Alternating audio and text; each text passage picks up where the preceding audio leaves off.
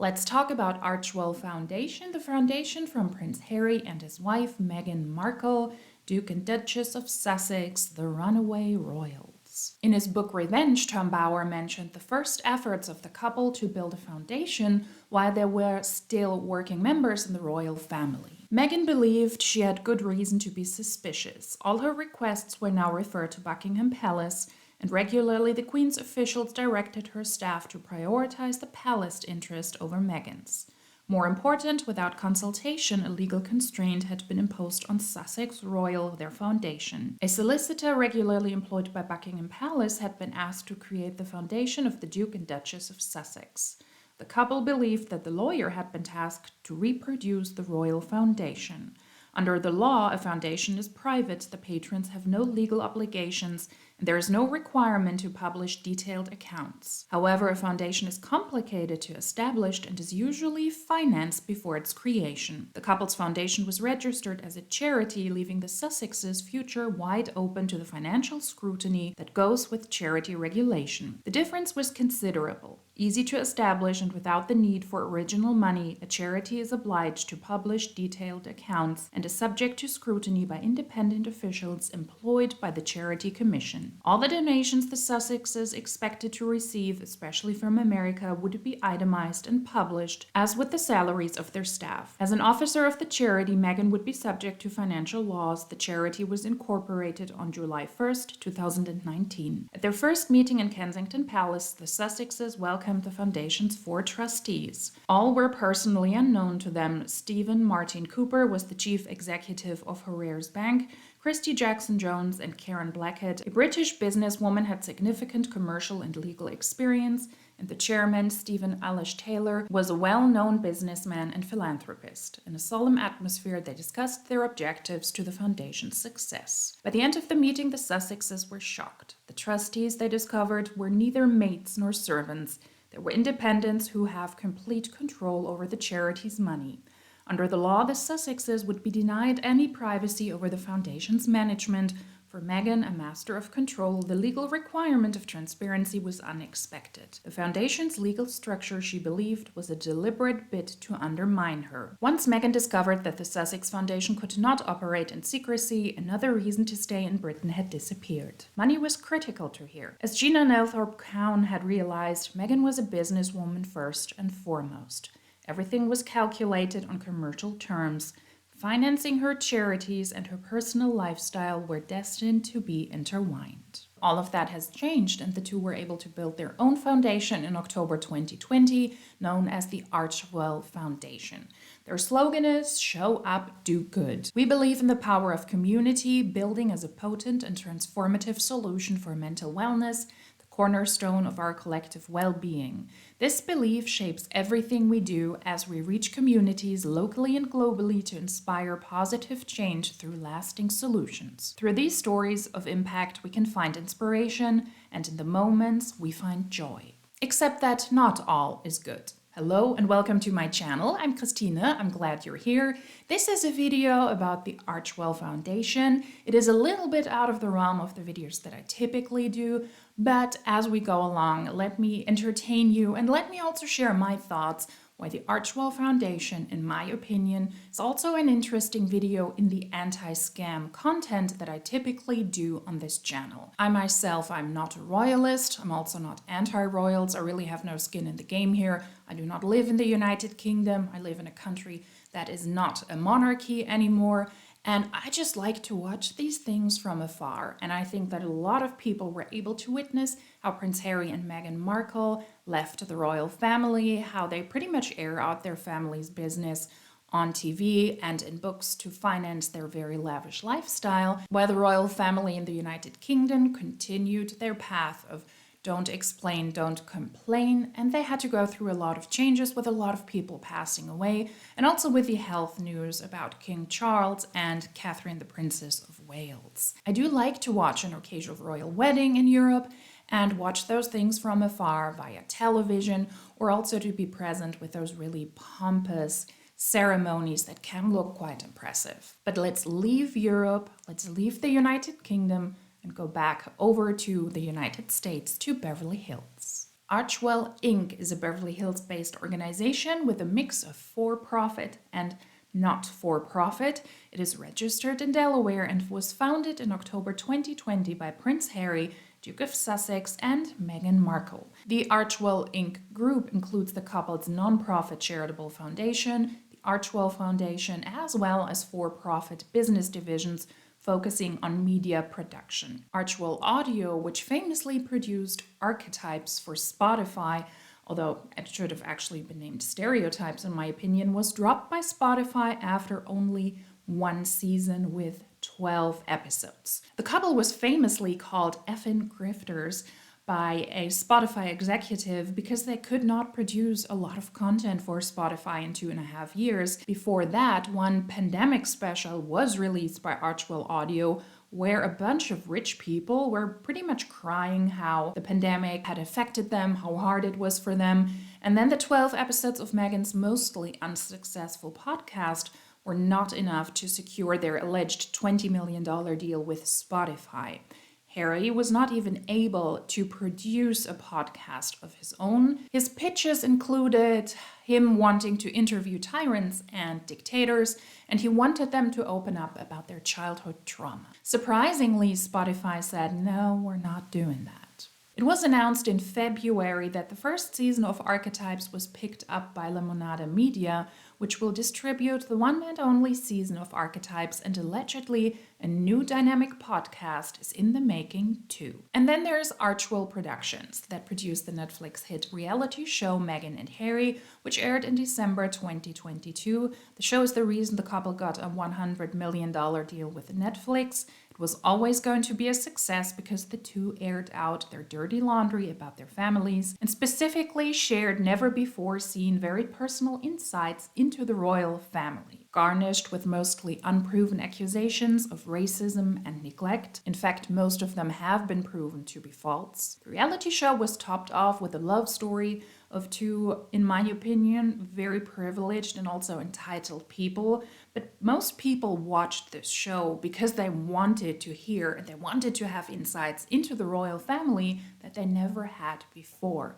The love story, allegedly one of the greatest love stories of all times, was rather boring to watch, but people watched because they wanted to hear the dirty laundry about the royal family of the United Kingdom. Other business deals that were connected to the Netflix deal were Meghan wanting to release an animated children's show called Pearl, which was in the making even before the two left the royal family, together with David Furnish, Elton John's husband. In May 2022, Netflix dropped the project while still in its developmental stage. Netflix at that point had lost a substantial amount of subscribers and did not believe that children would be interested in a show produced by a duchess, when the story itself did not sound interesting and appealing enough to a child audience. Archewell Productions actually produced, or at least was involved in, content for Netflix that the public wasn't that interested as well. In December 22, the couple picked up a project by the Nelson Mandela Foundation, Live to Lead,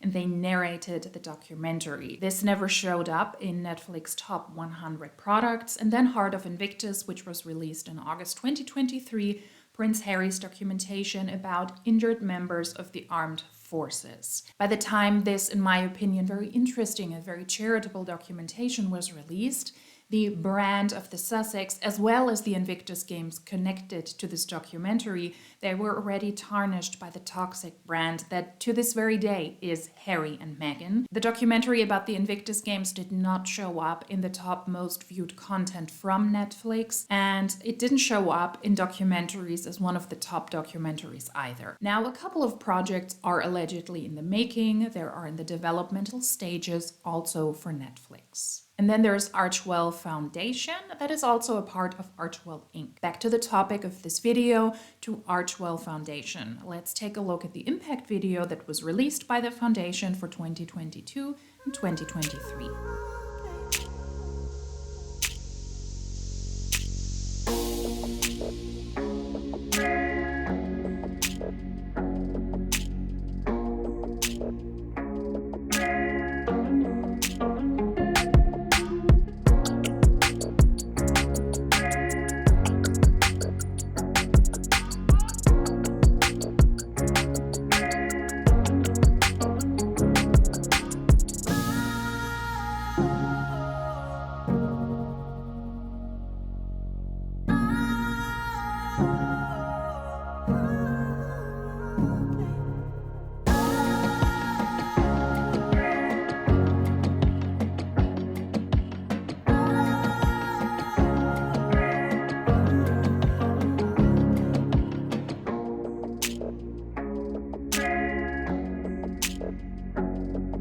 In a letter from their co-directors in Archewell's full Foundation Impact Report, they're stating where the money went in 2022 and in 2023 and what Archewell achieved. They have done the same impact report for 2020 until 2022. At the Archewell Foundation, we believe in striving for greater interconnectedness and its ability to transcend division. We believe in the pursuit of finding purpose, belonging, and joy, and are dedicated to helping as many people as possible to achieve it. As each of us makes our way through the world with the news we read, the social media that we engage with, it is often easy to forget the simple humanity of what brings us together. We are committed to a simple but profound mission to show up and do good.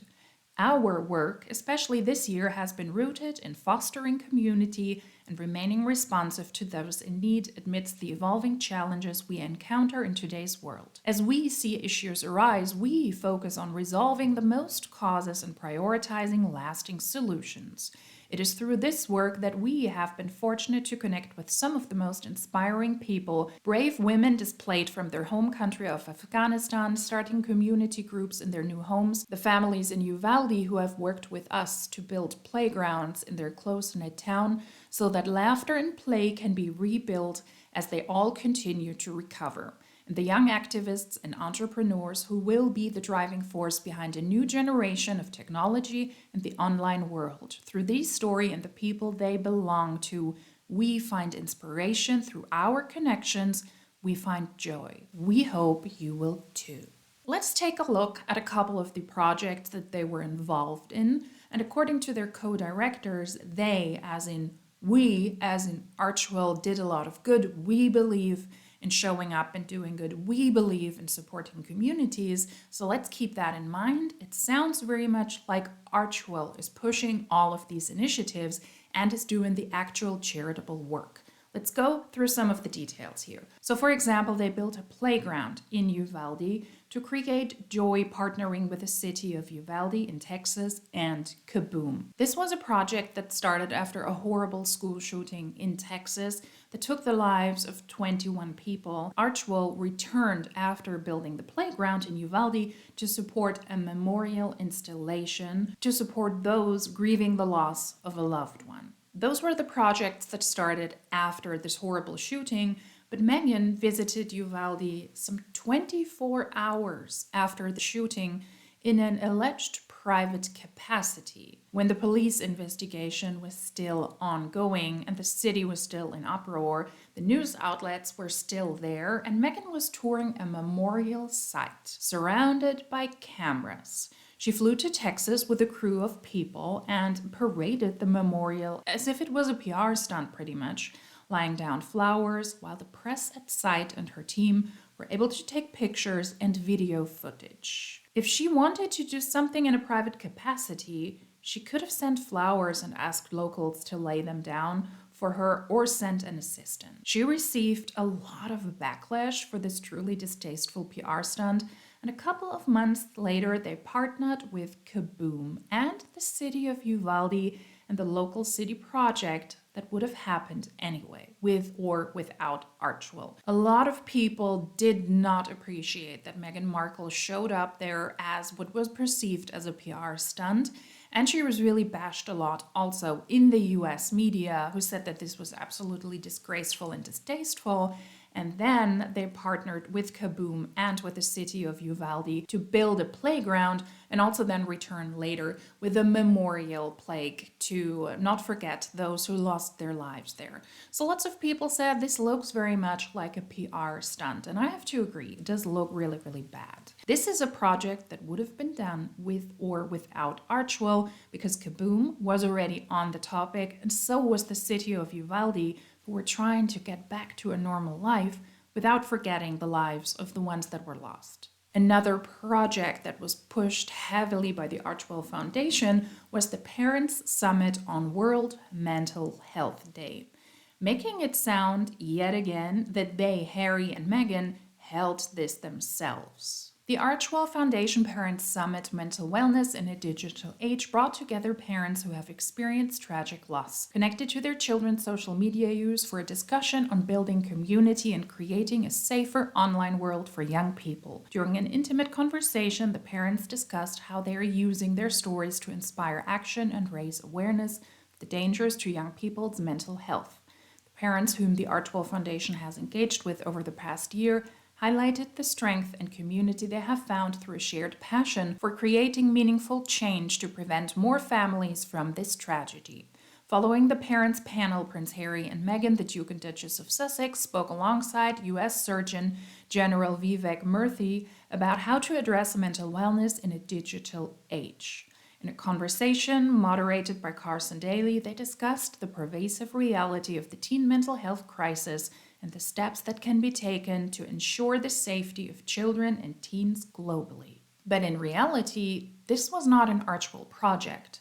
This was a project from Project Healthy Minds, who organized an entire mental health festival, and Harry and Meghan booked a slot in the festival schedule on Mental Health Day at 1:30 p.m. I don't know if you have seen a video from the slot they discussed there, but it was a lot of words. There was not a lot of solutions, having discussions with big tech. I remember one part that was specifically odd to me. It might be a little bit random to you, but Harry announced that in Germany, we're doing it kind of right because we have a license for everything. That was the weirdest thing I've heard in a while, because that is simply not true. As somebody who works in compliance and in youth protection in the media industry, I had no idea what he was talking about. Children, and also for teenagers, being on social media, also in this country, can be quite damaging if they don't have the ability to talk to their parents or to discuss topics or to have kind of a function where they can alert other people that there's weird things going on social media, in the comment section, wherever it is.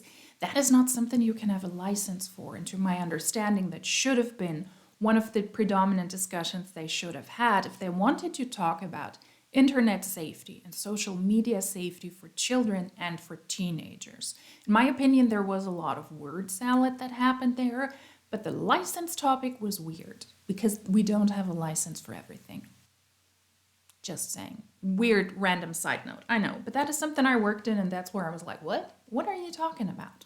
Please explain. He never did. These kind of news and these kind of projects being presented by Archewell in this fashion, that they were the ones who were providing information, that they were the ones who were providing resources, and that they were the ones who were actually pushing the projects, that they were the core charitable partner in these endeavors. That is something that goes on and on and on. You can take a look at the full impact report yourself. I will have everything linked down below. But this is also something that they've stated in their prior report.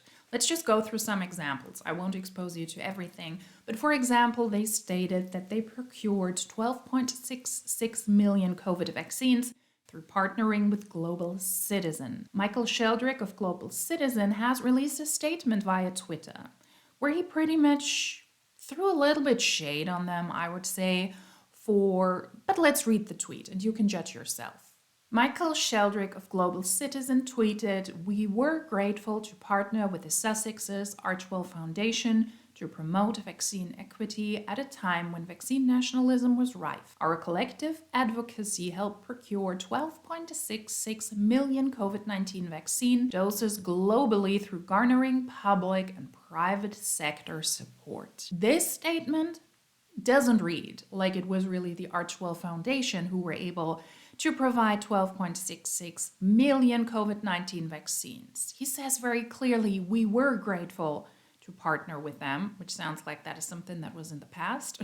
Our collective advocacy helped procure, meaning everybody who was involved in this project, I am sure also including Archewell there as well, but our collective advocacy, meaning everybody that helped with a Vaxx live event and all the donors and people involved, not just Archewell. Another project that was really heavily pushed as their project by the Archewell Foundation, that they served 50,000 meals through a partnership with World Central Kitchen, an organization founded by Jose Andreas, aiming at instant disaster and hunger relief in areas of need, which is an amazing project, by the way, and I will link all of the foundations down below if you want to check them out yourself and if you want to show support. Another project was, according to their own statement, they rescued 7,468 people from Afghanistan through a partnership with Human First Coalition. This organization then gave Harry and Meghan an award for their work. And then we have the NAACP Archewell Digital Civil Rights Awards. Yes, Archewell founded this award after they were awarded with the NAACP's President's Award in February 2022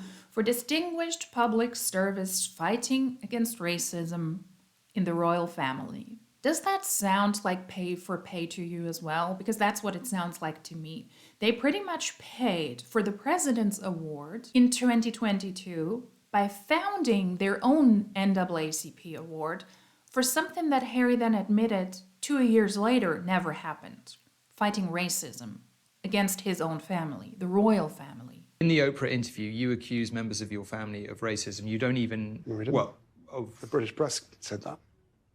Right. Did Meghan ever mention that they're racist?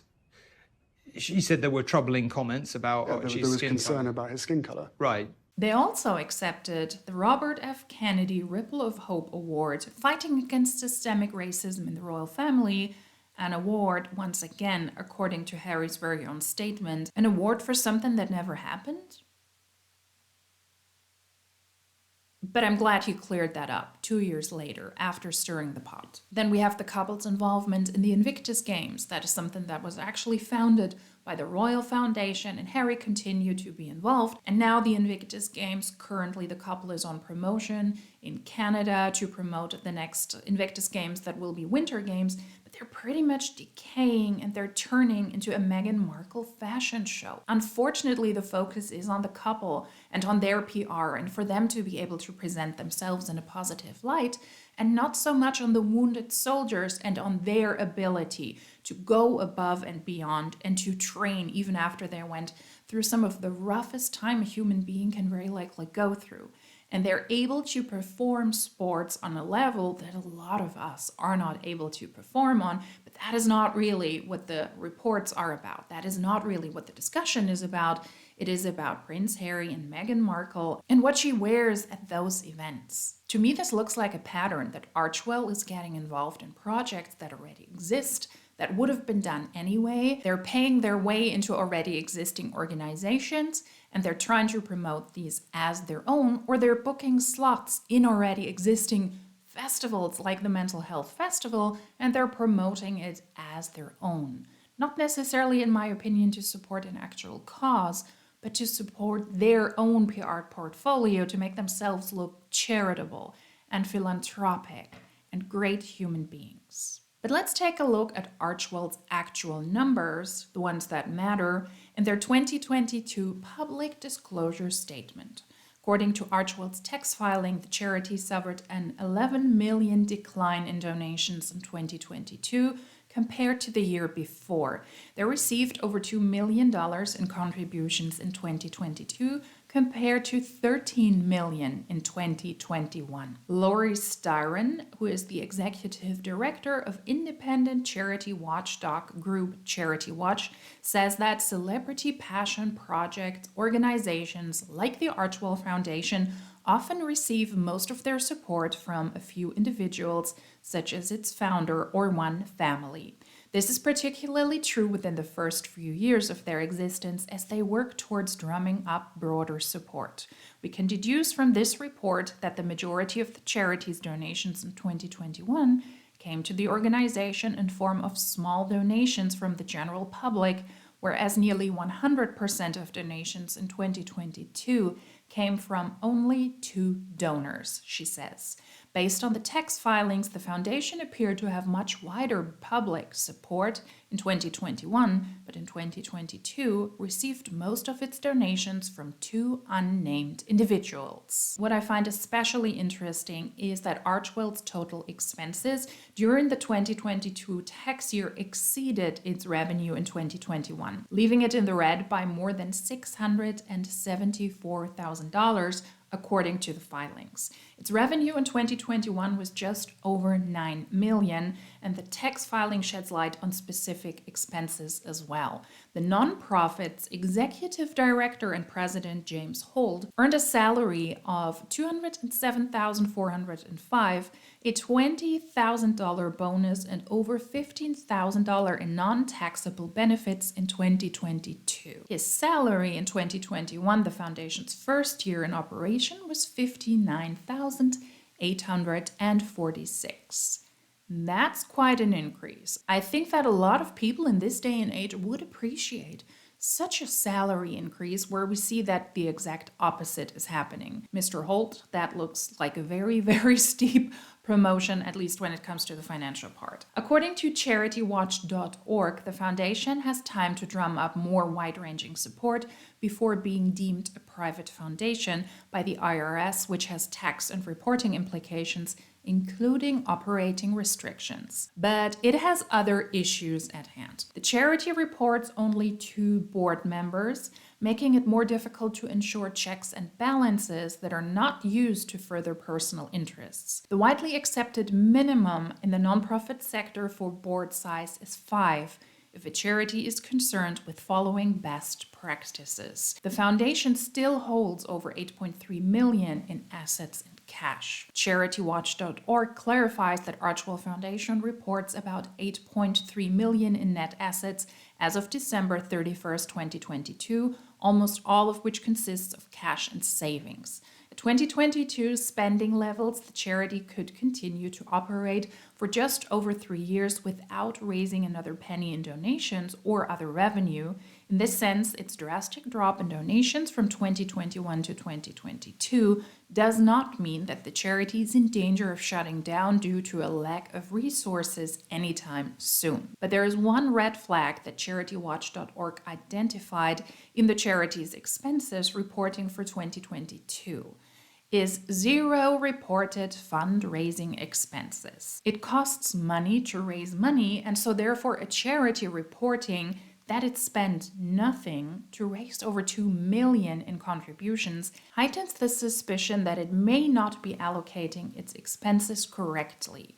The value of the time a staff member spends soliciting donations is a fundraising expense. For example, as are general office expenses incurred to do so, such as telephone supplies and any fundraising event cost. It is extremely rare for a charity to be able to raise significant donations without spending even 1 penny to do so. My conclusion is that supporting charitable causes that are close to our hearts is important for those who receive support, and it also gives us a warm and fuzzy feeling that we think and that we feel that we did something that was worth it, or supporting something that is good, that is valuable, and it gives us this good feeling. It looks like in the beginning of Archewell Foundation's existence, there was a broad support for the couple's foundation, and a lot of people were supporting the company by donating their very own hard-earned money. That has changed now, and only 2 main donors are responsible for giving $2 million to the charity recently. And I believe that that is very much explainable when we take a look at the route and also the public display that Harry and Meghan showed. When they gave their now, I would say, infamous interview with Oprah Winfrey in March 21, they still had a lot of public support. But as it became clear that they lied in that interview, they embellished family trauma, they aired out the most private information about their families, and they continue to present themselves as professional victims while making millions from speaking engagements, media, book deals, banking on the public display of their very personal trauma and on the royal connection, the one that they allegedly despise so much. And I would say that people started to be fed up with them and that they simply didn't want to watch two entitled, very rich people who have all the luxurious things in the world, who could be super happy because they found each other, allegedly with one of the greatest love stories of all time. They have two healthy children and they could live a good life, yet here they are and they complain consistently. And they haven't really stopped doing so when other people were going through some of the roughest times, like the pandemic, like the recession, like the wars in the world. But here we are, and we're supposed to congratulate Prince Harry that he's now able to overcome his trauma because his mother passed away years ago. And I think it also showed that people started to be fed up with them when Harry and Meghan, the show, was released at the end of 2022, and with the release of Harry's book Spare in January 2023, or as we also know it as Wah. That honestly never gets old. South Park really did. They did a good job there. I would say that the two have lost most of their public support, and while they are personally very rich, we have not really heard about them donating their very own money or spending their very own money on the charitable causes that they're allegedly so passionate about. I personally do not believe that the two are actually rich enough to live the charitable and philanthropic life that they want the public to believe they did. That is something Meghan Markle has done when she was still an actress in Suits. She tried to push her own PR. She tried to push her own public display by pushing her charitable efforts. And let's say they were rather far and few. And she got a lot of criticism for using people for her very own PR shoots, presenting herself as a white savior, although she's also a mixed woman. She was in India, for example, and she was in Rwanda. And those were the pictures that she presented to the world and also to Harry to make everybody believe that she was this truly charitable individual. And I think the same thing is going on here as well. They simply don't have the money to live this philanthropic life. They're not like Bill and Melinda Gates, who were also running their very own charity, or Elon Musk. And no matter what you think about these people, but I would say it is quite obvious that these, for example, have enough money to push truly charitable projects, and they're able to use their own money that can also be used as a tax write-off. But these two do not have the amount of money they claim they have to live the charitable lives that they want the public to believe. They pretty much live a billionaire's lifestyle on a millionaire's salary. The $20 million Spotify deal was not paid out in full because they could not deliver. I personally would be surprised if they received anywhere near $5 million. And then the $100 million deal from Netflix is also on the rocks with only one commercial success so far. And the deal also includes not only just money for Harry and Meghan, but also for the expenses of their production. That is why I believe Archewell depends so much on donations, because the couple is not able to spend their very own money and also their lavish lifestyle. But the broader public does not trust Harry and Meghan anymore. I believe that Archewell is not more than a PR tool, and it is not an effort to promote actual charity, but a way for the two to promote other people's efforts and charities' efforts as their own. They pay smaller amounts to existing organizations, and they sell those success stories as their own, marketing themselves, cleaning up their own tarnished images, marketing Archewell to live their fake California royal lives, and to market their for-profit businesses by extension. Well, at least the Netflix deal that is left, and Prince Harry's speaking engagements, and showing up at NFL award shows and receiving meaningless awards. But in my opinion, the idea behind a charity is to donate money where it is needed. That is why, after all I have seen and also the research I have done for this video, I personally would not donate to Archewell because I believe it is more of a PR machinery than an actually charitable foundation. I would rather donate to the actual causes if they sound interesting, or if they sound interesting to you, and not to Archewell, who distributes the money to their liking and to personal causes where fitting for them. And we do not know, there's a huge lack of transparency where the money goes. We do not know if that is also something that potentially fuels their business lives, and also their personal lives. Their lavish lifestyle, there is simply not a lot of transparency there, and with the track record these two have now over the past 4 years, I wouldn't trust them to handle my money well, and I would rather donate to the causes that I personally find important and interesting. That is why I would suggest to support the actual amazing charities themselves and not have Archewell funnel the money. The charities that I mentioned here that Archewell supported, worked together with, and they sold the projects as their own, they will all be linked down below. And I would like to mention the ones I mentioned again, and I would like to encourage you to take a look if you find these interesting, to donate to those directly because they are doing really, really great work. Like Kaboom, like the Project Healthy Minds, like Global Citizen, like World Central Kitchen, and the NAACP. By the way, if you're interested in the royal family of the United Kingdom, or if you want updates on Harry and Meghan on a regular basis, then I would recommend two wonderful channels to you that I find really entertaining and very classy as well. One of those is According to Taz, and the other one is Lost Beyond Pluto. I do really enjoy their coverage of this topic, and I kind of got down a rabbit hole and took a closer look at these two, and I started to do my very own research, also with books. Yes, I've read books about royal families. I studied history at the university, but this is a more entertaining approach to this.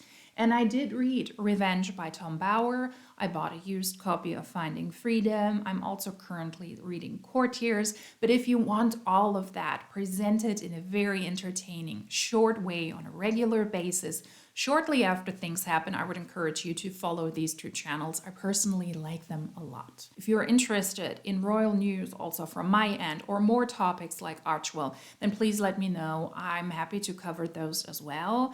This is a more random topic for my channel. I just found it interesting. And to take a look at Archewell the Foundation, which in my opinion is more of a PR tool than an actual foundation. If you like these types of videos as well, then please consider subscribing. I would love to welcome you to the channel. If you like this specific one, although rather random for my channel portfolio, then please give it a thumbs up. If you would like to comment something, feel free to do that in the comment section down below. And if you like these types of videos, then hopefully I will see you in my next one. Until then, cheers!